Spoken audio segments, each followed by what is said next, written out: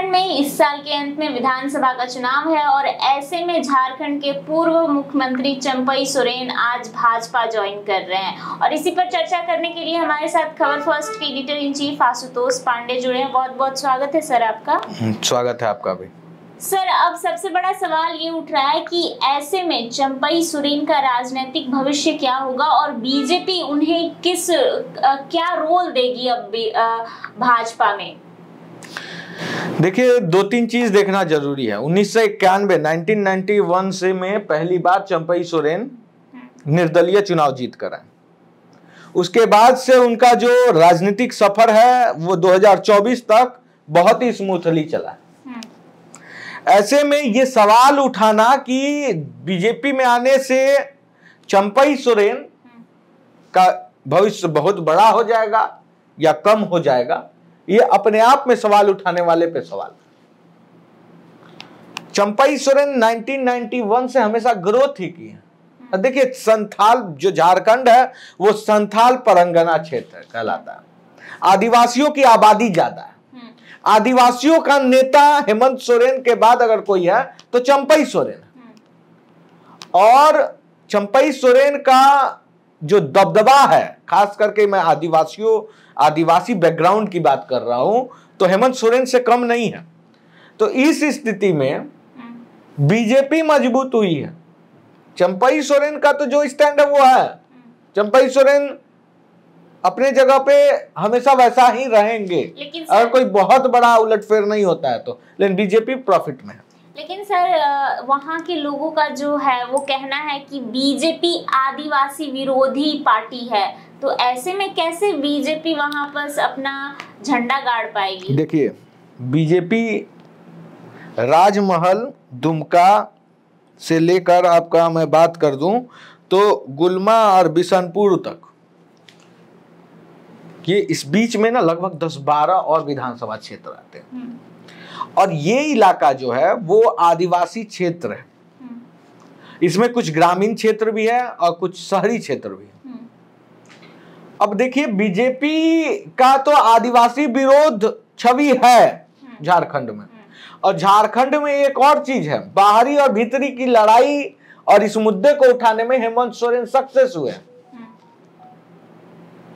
जो आदिवासियों का जमीन है, जमीन वाला जो मुद्दा उठाया गया वो सक्रिय है।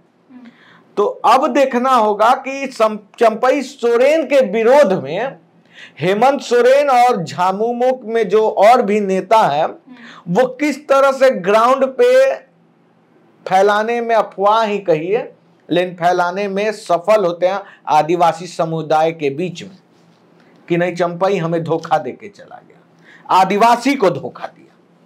अगर ये सारी चीजें समझाने में सफल हो गए तो चंपई सोरेन का तब जाके थोड़ा सा डेंट लगाने, राजनीतिक डेंट लग जाएगा हेमंत सोरेन का चंपई सोरेन पे हाँ, राजनीतिक डेंट तब लग जाएगा। क्योंकि देखिए, झामुमो वहां बहुत मजबूत है और ऐसा नहीं कह सकते हैं कि झामुमो फिर से सरकार नहीं बना ले, पोजीशन में है, बीजेपी से ज्यादा स्ट्रांग है तो मौजूदा परिवेश में बात करें तो इसका जो चंपई सोरेन अब बीजेपी ज्वाइन किए हैं तो उसका बेनिफिट नहीं होगा बीजेपी? एकदम होगा, बेनिफिट होगा, लेकिन अब डिपेंड करता है कि झामुमो किस तरह का स्टैंड लेती है। देखिए, राजनीति में कहा जाता है कि हर क्रिया का प्रतिक्रिया होता है। तो झामुमो छोड़ने के बाद चंपई सोरेन को लेकर रुख क्या अपनाती है जनता? झामुमो के जितने और नेता हैं, खास करके हेमंत सोरेन, क्या रुख अपनाते हैं? अगर वो एग्रेसिव रुख अपनाते हैं, लेकिन और दोनों की तरफ से तो बयानबाजियां हो रही हैं सर। देखिए, बयानबाजियां दूसरा चीज होता है, ग्राउंड पे मैसेज भेजना दूसरा चीज होता है। ग्राउंड पे मैसेज हमेशा कार्यकर्ता भेजता है। लेकिन सवाल यहाँ ये भी उठता है ना सर कि चंपई सोरेन हेमंत सोरेन के सबसे विश्वासी नेताओं में से एक रहे, विश्वासी मित्रों में से एक रहे हैं, फिर उनके खिलाफ एक तरह से बगावत करना। अब देखिए, इसके राजनीति में ना कोई दोस्त होता है ना ही कोई दुश्मन होता है, वक्त की बात होती है। वक्त पे लोग दुश्मन बनते हैं, वक्त पे लोग दोस्त बनते हैं।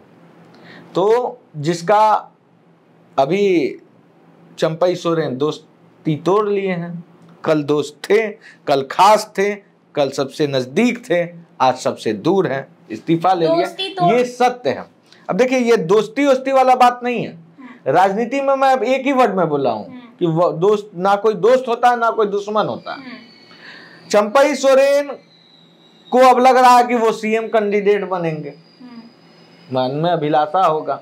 हेमंत सोरेन के रहते तो बन नहीं सकते थे, इसलिए वो बीजेपी ज्वाइन किए हैं और यहाँ पे वो अपना जलवा अगर दिखाने में सफल हुए तो कुछ अच्छा जरूर मिलेगा। उनका कहना है, जैसे कि उन्होंने अपने पत्र के माध्यम से चंपई सोरेन ने कहा है कि यहाँ पर जो आदिवासी बहुमूल्य लोग हैं उनके साथ अन्याय हो रहा है, और जो बांग्लादेशी घुसपैठी है वो एक तरह से झारखंड में घुसपैठ कर रहे हैं, पूरे जंगलों को तहस नहस कर रहे हैं, आदिवासियों के साथ अत्याचार कर रहे हैं। उसके खिलाफ कभी हेमंत सोरेन ने आवाज नहीं उठाया, ऐसा चंपई सोरेन का कहना है। इस वजह से वो बीजेपी पर अब विश्वास जताते हुए दिखाई दे रहे हैं और कह रहे हैं कि बीजेपी ही कर सकती है। तो क्या लगता है कि अगर वो ये चर्चा हेमंत सोरेन के साथ करते तो हेमंत सोरेन नहीं कर समझ के हमने उस पार्टी में ज्वाइन करने जाना है और वहाँ से हम आदिवासी के अस्तित्व को बचाएंगे। जो आदिवासी अस्तित्व जो आज मिटते जा रहा है, जनसंख्या घटते जा रहा है, हम उस जगह से आवाज उठाएंगे। हेमंत सोरेन कभी नहीं करते। क्यों? इसके पीछे का कारण है कि जो केंद्र में गठबंधन है वो उन लोगों के साथ है जिनका एक वोट बैंक ही मुसलमान है। क्लियर एंड कट जवाब है। दूसरा चीज कि चंपई सोरेन भी क्या कर रहे थे उतना दिन से, तो हेमंत सोरेन के साथ ही था। कल ही हुआ है क्या?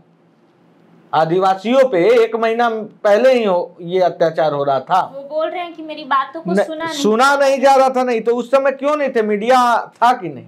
आप क्यों नहीं बोले? आज क्यों छोड़ रहे हैं? आज आपको आदिवासी प्रेम दिखाई दे रहा है।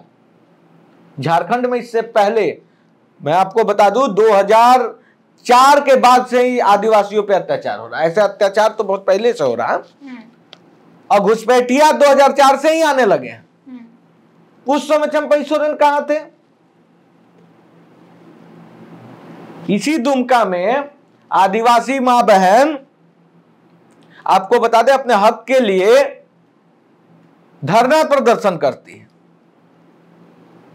वहां से उठ के सीएम हाउस तक चली जाती है, पुलिस लाठीचार्ज करती है उनपे।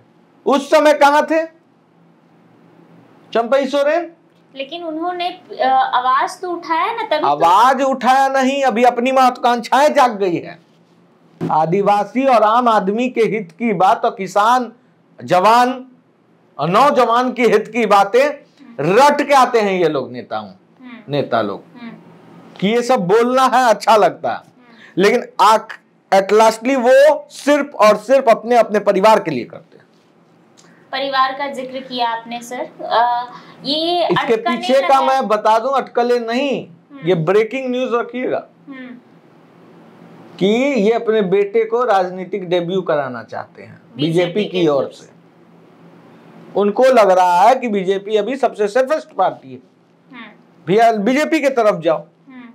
अगर हम 5-10% आदिवासियों को बीजेपी की ओर मोड़ने में कामयाब हो गए तो सरकार बन जाएगी।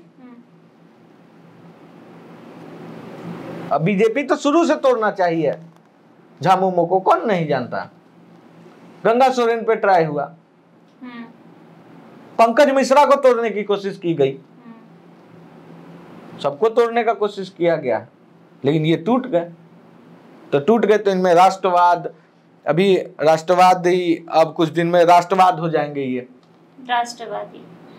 उसके बाद ये बात करेंगे आदिवासी हित के हित की बात, उसके बाद बात करेंगे, अभी देखिए कौन कौन सा बातें निकलता है। लेकिन ठीक है, ये उनकी अपनी महत्वाकांक्षाएं हैं।